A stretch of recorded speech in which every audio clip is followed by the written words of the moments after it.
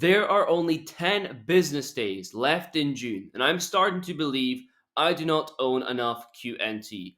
Overledger 2.5 hasn't launched yet. Gateway staking is still pending, and that is all about to change. So do not judge QNT by its price today, judge it by what is coming next. So if you hold QNT or just enjoy watching the videos, be sure to leave a like down below. And with that said, let's get straight into. Okay, so a quick reminder for every video that we make on the channel, this is not financial advice and for entertainment purposes only. Nothing in cryptocurrency is guaranteed and you could lose all of your money. Stay safe and do your own research. Now first, before we go into anything, I want to talk about the price of QNT because many people are upset we have revisited the $100 area. Especially if it's your first cycle, you can hold resentment and have emotionally charged exits outside of the market. The reality is, we've seen this with QNT time and time again on the channel. If you're tired, so am I. Back in July of 2023, we scooped the lower ranges of 40, 50, 60, 70, $80 of QNT, went past 100. We thought we were going to break all-time high.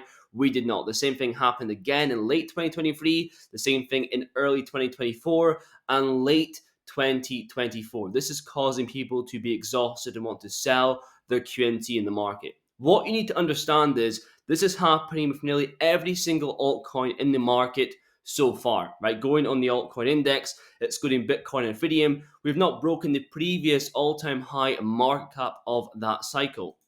And we can also see Bitcoin dominance has not broken down one bit. And unless we are in a completely new cycle, new paradigm, until that Bitcoin dominance breaks down, everything else is just noise. And I've seen it time and time again with other cryptos in the market, right? These periods of exhaustion, endless fake outs, people sell their holdings and miss out on the reward. I did not with XRP. Many sold during these down periods with Tau and missed out on the reward. I did not. The same with XDC, the same with XLM, and so on and so forth. Will the same thing happen for QNT? Well, it's not guaranteed. It is very likely. Now moving on to the video, QNT Fusion is closer than ever. So it's dropping at any moment. What do we know so far? Well, it's launching sometime in June. It's a new layer 2.5 network built to connect multiple blockchains easily, and anyone can participate by running a trusted node and staking QNT tokens. And we can also see it's designed for businesses and institutions with compliance in mind, and the QNT token is needed to access and use the network features. So from what we know so far, Overledger Fusion is answering all of the questions that QNT holders have had for many years. When gateways, when staking, and is the token needed? Now here's a great summary here by Juan going over the whole Overledger Fusion situation. I want to go into one highlight here. So the true race is for connectors. The first node to link an unserved public chain or permission ledger will own that flow of transactions and its fees for as long as its performance stays on top. So it's not like traditional staking where you stake and you're hoping for yield. It's about routing real traffic, payment messages, financial data. It's not just some other DeFi clone. And the majority of staking options out there are third-party yield schemes. Overledger Fusion is running trusted nodes on the network. It aligns with the SEC. A tweet here by Tokenizer. When we go into the numbers, well, a lot of this is speculative. We have Oracle, 25,000 cloud customers. You have the European Central Bank, recently digital euro. You have 28.4 trillion in the second half of 2023. A lot of QNT is going to have to be locked up to secure these transactions. So most of the demand for QNT is not going to come from traders itself. It's going to come from the actual network. And when people say there's not enough QNT available, they're not exaggerating. So in anticipation of Overledger Fusion, if you're stacking up your QNT along with me, let me know down below. Now, if you're storing your QNT on an exchange still, you are putting yourself at risk. In 2025 alone, we have seen hacks in exchanges range anywhere from 5 million to 400 million to 1.46 billion. Get yourself the decent hardware cold wallet. Now, why did I purchase this wallet many years ago before I even started this YouTube channel? Well, the main reason was it supports so many cryptocurrencies. There's no point putting your hard-earned money out there buying a cold storage wallet if it only supports half of your portfolio. Decent supports over 78 plus blockchain networks and 4,500 plus tokens. Coupled with the fact that the wallet is very easy to use, biometric authentication, OLED display, 4 buttons, and hassle-free updates, allowing the option for Bluetooth on your phone.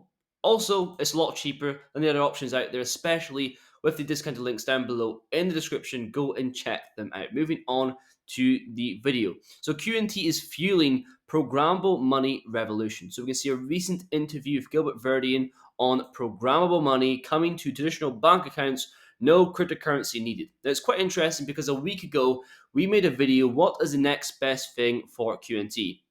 We spoke about finding clues, breadcrumbs. We found it with Digital Pound, Digital Euro, Project Rosalind, and we thought that Project Agora is the next best thing. Now, around a week ago, Project Agora Bank Consortium counters stablecoins with programmable fiat. And this directly supports the vision of making traditional bank deposits programmable without tokenization. That's exactly what QuantFlow enables. He even states in the interview, you do not have to wait for tokenization. We figured out how to do it with real bank deposits. So commercial bank deposits are now programmable. And further down, we can see stablecoins versus smart deposits. So while programmability was first explored by decentralized finance protocols, Verdian does not see stablecoins as competition to smart money deposits. So stablecoins are just a binary push and pull. They're not truly programmable the way that this is. And this is what most people do not understand. Stablecoins are not a destination, but a stepping stone on the journey towards programmable money. And a great find here by Knowledge Up Only, we can see one organization has not made this mistake and places stablecoins firmly in the context of a financial system evolving towards programmable money, and that is Quant. So by enabling programmable money infrastructure that works seamlessly with fiat and stablecoins that sits directly inside banks, Quant has now directly ensured that the token has direct utility. Now moving on to the final point, Visa and Mastercard on board. Now in a recent video we stated Visa's VTAP probably has involvement with the Overledger somehow, just reading between the lines, and that's what San has done here. So we can see a sophisticated suite of APIs designed to empower banks with the capability to mint, burn, and transfer tokens seamlessly across both permissioned and permissionless blockchains. What does that sound like? It sounds like Quant Network Overledger to me. Also, we read this post on Visa's VTAP. We can see banks can access the full suite of VTAP services via APIs designed to help financial infrastructure to be more efficient. We can see programmability and we can see interoperability across different blockchains for banks across platforms. And we can also see the SATP is referenced by Visa. Visa is one of the only 11 financial institutions that chose the Overledger as the RLN supplier. Visa's all over Quant's LinkedIn, and Gilbert has direct ties to top management. There's just a lot of similar language, programmability, only a single API needed to connect the other banks to the VTAP. Are there any other projects out there that can do that? I do not think so at all. Finally, moving on to Mastercard. What do we know so far? Well, Mastercard was a member of Project Rosalind. Quant obviously had involvement there. Mastercard, a member of RLN, Quant obviously had involvement there, and a partner of Nexi Group in Europe, which are also a partner of Quant Network. And we know that the CEO and CPO of Quant have a combined 15 years worth of prior experience at Mastercard. There are connections there within the team itself, and there is connections to the multi-token network via an overlay that sits on top of multiple public and private blockchains. We also know Mastercard executed first tokenized deposits last year, which obviously sounds like Overledger flow. That's going to be pretty much it for today's video. In today's video, we've discussed Overledger Fusion, what it's all about. It's coming any day now. Prepare accordingly. We also know programmable money is massive comparing to Project Agora, and we have connections to Visa and Mastercard, which we should see unravel in the coming months ahead. But it made us fun a video. Thank you very much for watching, and I will see you guys in the next one.